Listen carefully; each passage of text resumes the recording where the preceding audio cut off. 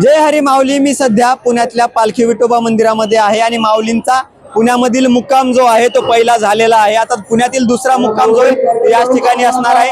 दर्शनासाठी मोठ्या संख्येने भाविकांनी जे ते आपल्याला गर्दी केलेली पाहायला मिळते।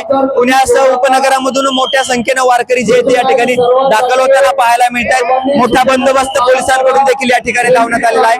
हे पुण्यातील पालखी विठोबा मंदिर आहे ज्या ठिकाणी पालखीचा मुक्काम असतो। तर गेल्या वर्षी जे आहे ते जागेच्या अभावी जे आहे ते या ठिकाणी जे आहे ते भाविकांना असुविधेला सामोरं जावं लागलं, परंतु यावेळेस जे आहे ते प्रशासनानं मोठी खबरदारी घेतलेली पाहायला मिळते।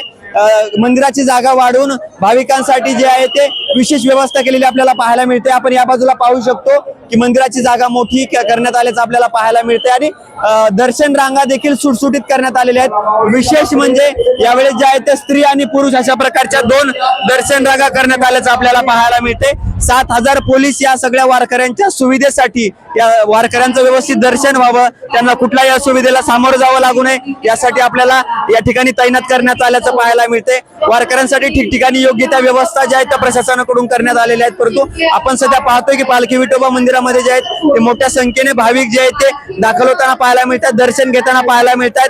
ज्ञानोबा माऊली तुकाराम म्हणत हे सगळे वारकरी जे आहेत ते दर्शन घेताना आपल्याला पाहायला मिळतात। खरं तर पुणेकरांना कालचा दिवस आणि आजचा दिवस वारकऱ्यांची सेवा करायला, माऊलींची सेवा करायला मिळालेला आहे आणि त्याच सेवेचा जो आहे तो, त्याच संधीचा जो आहे तो योग्य फायदा घेत जे आहे ते वारकरी जे आहे ते दर्शन घेत आणि योग्य ती सेवा करत बजावत आपला या ठिकाणी आपल्याला पाहायला मिळतात। खरं तर पोलिसांकडून मोठी खबरदारी घेतलेली आपल्याला पाहायला मिळते। आपण जे पाहतोय की मोठ्या संख्येनं पोलीस जे आहेत ते या ठिकाणी दर्शन व्यवस्थेमध्ये लागलेले आपल्याला पाहायला मिळत आहेत। फोनवरून सगळा काही तो कॉन्टॅक्ट केला जातोय आणि AI सर्व्हिलन्सच्या माध्यमातून 3000 CCTV कॅमेरे जे आहेत ते या ठिकाणी बसवण्यात आलेले आहेत पुण्यामध्ये आणि याच्या माध्यमातून वारकऱ्यांवरती, वारीवरती 24 तास वाद जो आहे तो ठेवला जातोय।